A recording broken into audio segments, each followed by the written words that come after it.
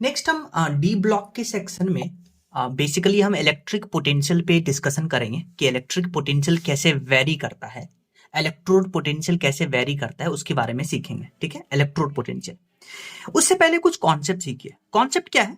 अगर आपको पता है स्टैंडर्ड ऑक्सीडेशन पोटेंशियल पॉजिटिव होता है, किसी भी स्पीसीज का स्टैंडर्ड ऑक्सीडेशन पोटेंशियल पॉजिटिव होता है, तो वो स्पीसीज क्या है, उसका ऑक्सीडेशन बहुत आसानी से होगा, ये हमें पता है। अगर किसी स्पीसीज का रिडक्शन पोटेंशियल पॉजिटिव है तो वो स्पीसीज आसानी से रिड्यूस होगा। ये कॉन्सेप्ट है, आपको याद रखना है। एक और कॉन्सेप्ट क्या बनता है? एक और कॉन्सेप्ट ये बनता है कि अगर कोई एक मेटल है या कोई स्पीसीज है वो इलेक्ट्रॉन गेन करता है, तो इलेक्ट्रॉन गेन करने से ये स्पीसीज रिड्यूस होगा, और जो रिड्यूस होता है वो एक बेहतर ऑक्सीडाइजिंग एजेंट होता है। सिमिलरली इसका उल्टा हम सोच सकते हैं कि अगर कोई स्पीसीज इलेक्ट्रॉन लूज करता है, तो इलेक्ट्रॉन लूज करता है तो वो ऑक्सीडाइज होगा, और जो ऑक्सीडाइज होगा वो एक बेहतर रिड्यूसिंग एजेंट होगा। तो ये आपको दो कॉन्सेप्ट आना चाहिए। ठीक है, अब इसको समझाने के लिए आप एक एग्जांपल देखिए। क्या समझाने के लिए? कि जितना स्टैंडर्ड ऑक्सीडेशन पोटेंशियल पॉजिटिव होगा उतना उस स्पीसीज का ऑक्सीडेशन आसानी से होगा, और जिसका रिडक्शन पोटेंशियल जितना पॉजिटिव होगा उस स्पीसीज का रिडक्शन उतना आसानी से होगा। आइए इसको समझाते हैं। अगर हम एक प्योर डाटा ले, प्योर डाटा क्या है कि यहां अगर कॉपर का आप रिडक्शन पोटेंशियल देखिए, कॉपर 2+ से 0 में जा रहा है, यानी कॉपर का जो रिडक्शन पोटेंशियल है वो फिक्स्ड वैल्यू है, ये आता है +0.34। अब देखिए रिडक्शन पोटेंशियल पॉजिटिव है, यानी कॉपर जो है वो हमेशा रिड्यूस होना चाहेगा। ठीक है, और जो रिड्यूस होता है, जो रिड्यूस होता है वो ऑक्सीडाइजिंग एजेंट होता है। हाँ, तो कॉपर रिड्यूस होगा यानी कॉपर ऑक्सीडाइजिंग एजेंट की तरह बिहेव करता है। समझ में आया? अच्छा, नेक्स्ट एक डाटा देखिए। अगर वही हम जिंक का रिडक्शन पोटेंशियल देखते हैं Zn2+ से Zn, तो ये नेगेटिव आ रहा है। ये नेगेटिव मतलब E0Rp नेगेटिव है, होना चाहिए पॉजिटिव, पॉजिटिव होता तभी रिडक्शन होता, पर है नेगेटिव, यानी कि जो जिंक है उसका रिडक्शन नहीं होगा, जिंक हमेशा ऑक्सीडाइज होगा, और जो ऑक्सीडाइज होगा वो रिड्यूसिंग एजेंट कहलाएगा। आई होप आपको समझ में आया होगा। अब आइए वही फंडा हम 3D सीरीज पे लगा के देखते हैं। Scandium, titanium, vanadium, chromium, manganese, iron, cobalt, nickel, copper, zinc. पहला इंपॉर्टेंट पॉइंट याद रखिएगा, आप लेफ्ट से राइट जाइए। किधर से जाइएगा? लेफ्ट से राइट जाइएगा। तो याद रखिएगा E0Rp का जो वैल्यू है वो बढ़ता है, यानी स्टैंडर्ड रिडक्शन पोटेंशियल बढ़ेगा। बढ़ रहे का मतलब क्या है कि वो मोर पॉजिटिव की तरफ शिफ्ट करेगा, मोर पॉजिटिव की तरफ जाएगा, यानी कि 3D सीरीज में जैसे जैसे आप लेफ्ट से राइट जाते हैं तो एलिमेंट जो है वो रिड्यूस होना ज्यादा पसंद करेगा। जैसे कॉपर तो आपको पता है रिड्यूस ज्यादा पसंद करता है। समझ में आया? तो ये एक डाटा है, ओवरऑल डाटा। पर ये जो है मैंगनीज और जिंक, ये दो की बात करते हैं हम, तो मैंगनीज और जिंक में क्या है कि जो आरपी है, स्टैंडर्ड रिडक्शन पोटेंशियल, वो कम होता है, यानी वो मोर नेगेटिव है। अगर मोर नेगेटिव है मैंगनीज, और हम बात कर रहे हैं मैंगनीज की, और हम बात कर रहे हैं जिंक की, तो हम बात करने जा रहे हैं मैंगनीज और जिंक की। तो मैंगनीज और जिंक में क्या हो रहा है? स्टैंडर्ड रिडक्शन पोटेंशियल नेगेटिव ज्यादा है, इसका मतलब ये रिड्यूस नहीं होना चाहेगा। मैंगनीज और जिंक हमेशा ऑक्सीडाइज होगा, और इसका रीजन है स्टेबल इलेक्ट्रॉनिक कॉन्फ़िगरेशन। ठीक है, क्योंकि अगर आप मैंगनीज को रिड्यूस कर दीजिएगा तो मैंगनीज का जो स्टेबल इलेक्ट्रॉनिक कॉन्फ़िगरेशन है वो बिगड़ जाता है। तो ये आपको पॉइंट आना चाहिए कि लेफ्ट से राइट जाइएगा, E0Rp बढ़ता है, बट एक्सेप्ट मैंगनीज और जिंक में। ये पॉइंट समझ में आया? लेकिन अब देखिए कॉपर जो है आपका, उसका E0Rp तो पॉजिटिव है। अगर E0Rp पॉजिटिव है यानी कॉपर हमेशा रिड्यूस होगा, और जो रिड्यूस होगा वो ऑक्सीडाइजिंग एजेंट होता है। इतना समझ में आया?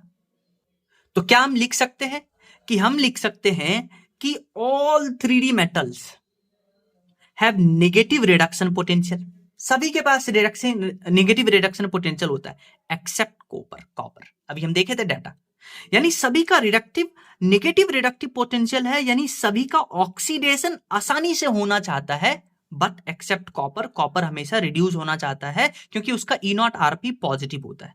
और इसका एक ही बेसिकली क्या है रीजन, वही हाफ फील्ड और फुल फील्ड कॉन्फ़िगरेशन, वही रीजन है।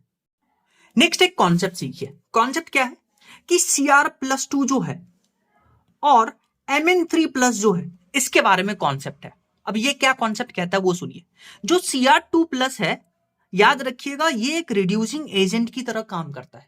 रिड्यूसिंग एजेंट का मतलब, हाँ, जो Cr2+ है उसका हमेशा ऑक्सीडेशन होना, ऑक्सीडाइज होना वो पसंद करता है। Cr2+ हमेशा ऑक्सीडाइज होना पसंद करता है, यानी कि Cr2+ Cr3+ में कन्वर्ट होना चाहता है, ऑक्सीडेशन होना चाहता है, इसलिए ये एक बेहतर रिड्यूसिंग एजेंट है। ऐसा इसलिए है क्योंकि जब Cr+3 में जाता है तो बेसिकली इसमें हाफ फील्ड कॉन्फ़िगरेशन आता है, T2G वाला जो हम कोऑर्डिनेशन में पढ़ते हैं, इसलिए वो स्टेबल होता है, इसलिए वो ऑक्सीडाइज होना चाहता है, इसलिए रिड्यूसिंग एजेंट की तरह बिहेव करता है। लेकिन Mn3+ जो है ये हमेशा रिड्यूस होना चाहता है, क्योंकि Mn3+ जब Mn2+ में कन्वर्ट होता है इलेक्ट्रॉन गेन करके, तो ये हाफ फील्ड कॉन्फ़िगरेशन को अचीव करता है, इसलिए ये हमेशा रिड्यूस होना चाहता है, और जो रिड्यूस होगा वो बेहतर ऑक्सीडाइजिंग एजेंट है। यानी Cr2+ रिड्यूसिंग एजेंट की तरफ बिहेव करता है, Mn3+ ऑक्सीडाइजिंग एजेंट की तरफ बिहेव करता है। रीजन मैंने आपको बता दिया है। नेक्स्ट आइए हम इलेक्ट्रोकेमिकल सीरीज में एक इंपॉर्टेंट कॉन्सेप्ट सीखते हैं। क्या है कॉन्सेप्ट, ध्यान से सुनिए।